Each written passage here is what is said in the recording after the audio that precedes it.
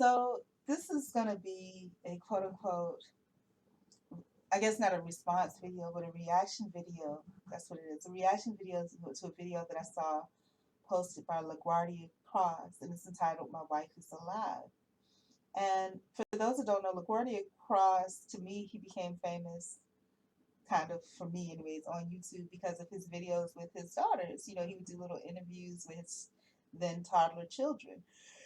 I haven't watched him in a while because I haven't been on YouTube in a while, but this one he says is, "My wife is alive." And I remember seeing videos here and there in the past about his wife being depressed and perhaps really depressed. And so when I saw "My Wife is Alive," my first reaction to that was, okay, was she suicidal? And is he just saying that he's happy that she's alive? But when I watched the video, what it made me feel was that the woman has stepped into her aliveness, valuing her worth and everything. And, clips of her dancing in nature, you know, to very tribal beats, but I think is absolutely beautiful to some poetry that she had written. And when I thought about that, and thought about the past videos that she posted about her being depressed, and not that she posted, but that he posted mentioning, that she wasn't doing that well in that way.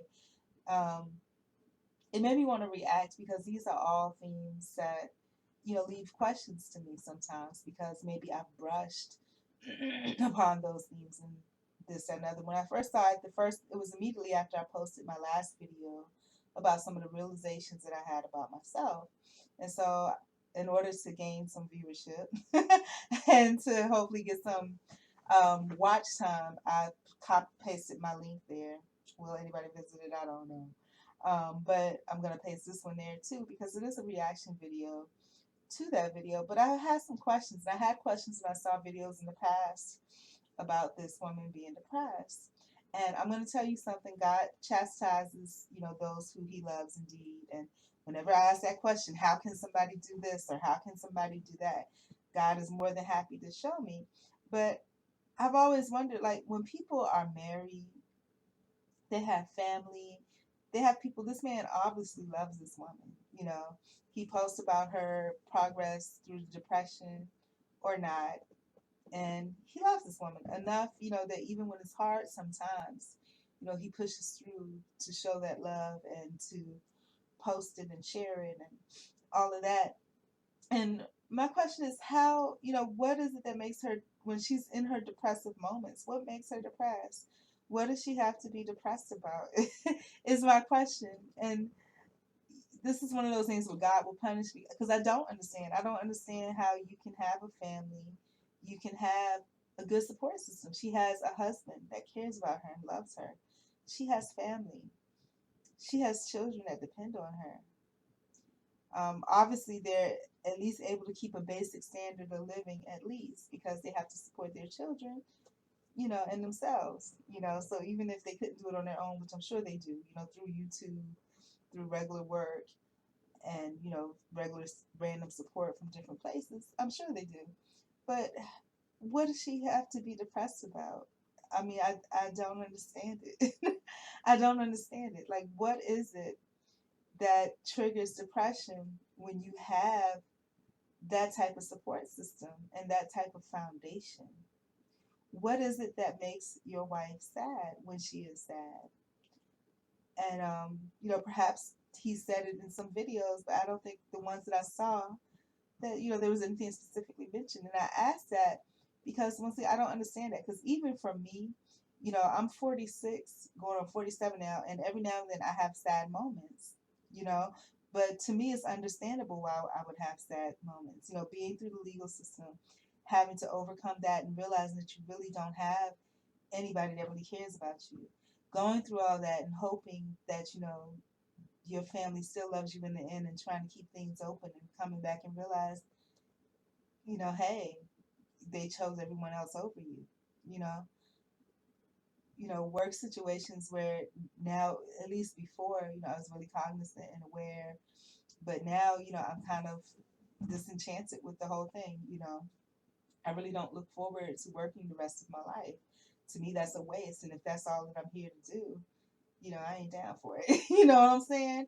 And to me, those are very valid reasons, and I'm out of shape and I'm not as attractive as I used to be, which doesn't mean that I can't be, but and I don't have anything to offset that. Like she has her husband to offset that. You know what I mean? And as a woman, women, we like to nurture, we like to be able to provide and supply at some point or some way. And she has children that depend on her to provide and supply. So, and I know it's touchy because this is a personal situation that this man uploaded. And when people upload personal situations, no matter how public it may be, for me, I welcome personal, private comments. I don't get any because don't nobody watch. But I know that sometimes somebody asks questions that's hard. They get a little, you know. But I'm asking because it's out here in the public realm. And when it's in the public realm, I feel like it's there to educate, and I want to be educated. And if you don't, I know God will, and I probably won't like the way He educates me on that. But I don't think I have anything to worry about in regards to that because I don't anticipate. In order for me to learn from this, I would have to be, I would have to be, I would have to be in her situation, which I won't be because I'm never getting married. I'm not dating. I won't be, not especially not at this age. I definitely don't plan on having any kids. And, I can't create a family to love me out of the blue because, my family that I was born into has disowned me. So there's nothing. There's just me and my pure grit and whatever determination I have to be successful or to strive to be. And like I said, if I'm gonna have to put myself in desperation mode. And I've never felt desperate. I felt like the universe provided me what I need. But watching Puff Daddy's video about how he had to make it, that you have to realize there's evil people out there. There's people that are going to try to pull you down when they know. Like I said, the conversation that I overheard, I'm sure other people heard that conversation too, but they used it differently than I did. I was just like, oh, no, no, no. If that's what you see, good, but I'm just being me. Other people use it to try to point out every bad thing so that they could try to get up on top, you know. Um, but yeah, so if you don't mind me asking, I'm glad that she's doing well. I mean, that's a beautiful, beautiful thing. The video, when I saw it visually, I was just like, okay. But when I spoke it and spoke what actually existed in that video, the fact that, she has this poetry that she's written, you know, the fact that she's dancing to tribal beats to her own poem, regardless of, it resonates with her. The fact that she has her husband lovingly standing by to capture this moment on camera and make it into something beautiful to be celebrated. That's when I realized the true value of this. You know, Looking perhaps at a more closer inside view than out. And some of the comments about, just being happy for her that she's found her self worth, you know. And sometimes even when you paint that picture like that, you haven't really found it, but you're trying to get it. You know what I'm saying? And it's good to have cheerleaders along the way. But my question, I wonder, is this: in order to have cheerleaders along the way, do you have to have somebody in your corner that's willing to show that they support you? Because people that are loners like me, it doesn't really happen. And I remember when I was going through my thing, there was a woman that I worked with, young Haitian woman, and she was just like, "Oh, if your own family don't care about you, why should I care about you?" Because she was cool to me at first, but I guess maybe she ran across somebody, maybe on social media somewhere, and she says, "Oh yeah, Willoughby. I know this girl that I work with named Willoughby," and then the family didn't care, and she was just like, well, if her family doesn't care about her, that must mean she's a really bad person, you know. So, you know, and I've done this before, and I'm doing this here on YouTube because I do it on TikTok, because it's more, I guess it's more personal, it's quicker. You're required to do a minute or 3 minutes or less, But what if I did that on YouTube? I commented on things that I saw that affected me a certain way. I tagged that person or, that person's viewers in it or left a comment on their page, however, which is the same purpose. What kind of response would I get? Would I be able to gain people that cared about me and my situation from people that cared about other people's situation? And what is it uniquely about this person's situation that's different from mine? This person's situation is different from mine because they have a husband that cares, they have family that are there, and that encourages other people to see the value in this person, you know? But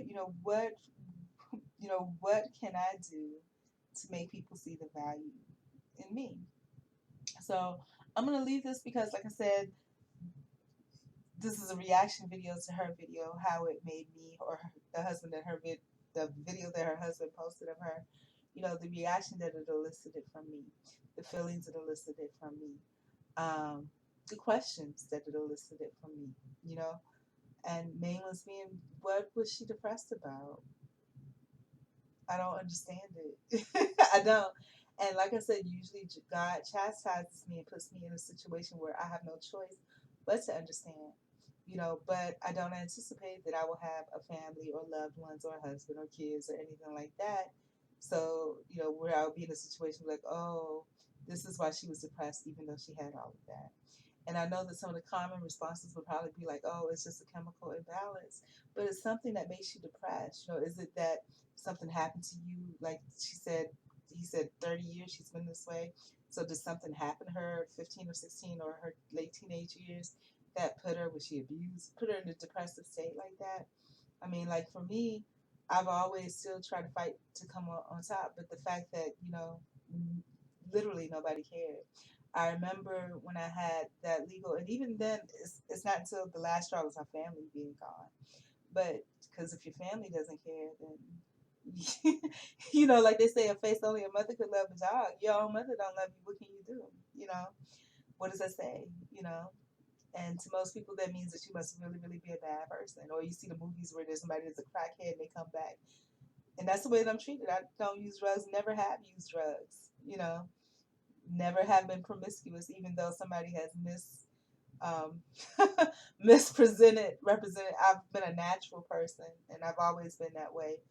Um, and normally, like I said, part of that natural being natural is wanting to be seen for who you are, versus, the things that society puts to cover you up and, dress you up and all that, I want to be accepted for who I am, especially after legal. It takes your name and drags it through the mud.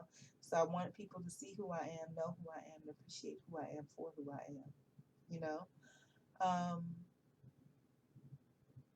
yeah, yeah.